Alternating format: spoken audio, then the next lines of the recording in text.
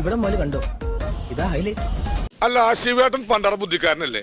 ഞാൻ ചോദ്യം അങ്ങോട്ട് ചോദിച്ചോട്ടെ. താങ്കളുടെ അഭിപ്രായത്തിൽ ഇതൊരു ജനാധിപത്യ നാടെന്നാണോ ജനങ്ങളുടെ മേലുള്ള ആധിപത്യമുള്ളതാണെന്നാണോ?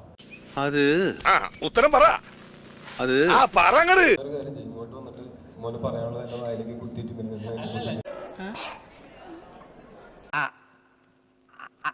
അതല്ല ഉദ്ദേശം. എന്റെ ഉത്തരം നേരത്തെ ഗസ് ചെയ്ത് പറയേണ്ട കാര്യമില്ല. ചോദ്യങ്ങൾ ചോദിക്കാം. ഞാൻ ചോദിച്ചതാണ്. അല്ല, എന്റെ ഉത്തരം ഇതാണോ എന്ന് ചോദിക്കേണ്ട കാര്യമില്ല. ഞാനൊരു സാധാരണ മനുഷ്യനായതുകൊണ്ട് ചെറിയ കാര്യങ്ങളിൽ സന്തോഷിക്കുകയും ചെറിയ കാര്യങ്ങളിൽ പ്രകോപിതനാകുകയും ചെയ്യാറുണ്ട്. ഇനി ഒരു വാക്ക് ഇയാൾ മിണ്ടിയാൽ ഉറപ്പായിട്ട് ഞാൻ ഇയാളെ തല്ലും. എന്റെ ഉത്തരം നേരത്തെ ഗസ് ചെയ്ത് പറയേണ്ട കാര്യമില്ല. ചോദ്യങ്ങൾ ചോദിക്കാം. കാര്യം സത്യമാണെങ്കിലും എനിക്ക് അംഗീകരിച്ചു കൊടുക്കാൻ പറ്റുമോ?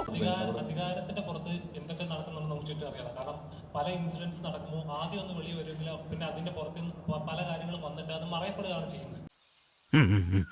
എന്താ ഷൈട്ട് പറഞ്ഞ ഒന്നും മനസ്സിലായില്ല, പക്ഷെ കാണിക്കണ്ട. അപ്പം ജനാധിപത്യം എന്ന് പറയുമെങ്കിലും പക്ഷെ ജനങ്ങളുടെ മേലുള്ള ആധിപത്യം വേണ്ട പലപ്പോഴും തോന്നിയിട്ടുള്ളത്. അതുകൊണ്ടാണ് ഞാൻ ചോദിച്ചത്.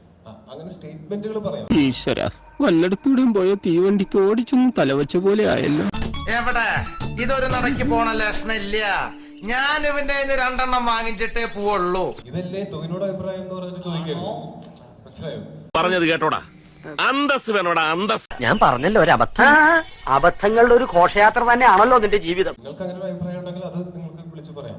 എന്റെ അഭിപ്രായങ്ങൾ ഞാൻ കൃത്യമായിട്ട് പറയുന്നില്ല. ശരിയല്ലെന്ന് എടോ, ശരിയല്ലെങ്കിൽ ശരിയെന്ന് പറയണോ? ശരിയാ പിന്നെന്താ പ്രശ്നം? ഇതല്ലേ ടോവിനോട് അഭിപ്രായം എന്ന് പറഞ്ഞാൽ ടോവിനോക്ക് പറയാതിരിക്കാൻ പറ്റൂ? അങ്ങനെയൊക്കെ ചോദിക്കണം ഭയങ്കര മോശമാണ്. എന്തായാലും വളരെ മോശമായി പോയി അഭിലാഷേ, വളരെ മോശമായി പോയി. ഇത് വടി കൊടുത്ത് അടി വാങ്ങുന്ന പരിപാടിയാണല്ലോ ബാബു. ആവേശം കൊണ്ട് ഓരോന്ന് വിളിച്ചു പറഞ്ഞ് തടിയേടാക്കണ്ട. പണിയെടുക്കാതെ ജീവിക്കാൻ നോക്ക്. എന്നാ ഞങ്ങൾ അങ്ങ് ഇറങ്ങട്ടെ. ആയിക്കോട്ടെ, സന്തോഷായി.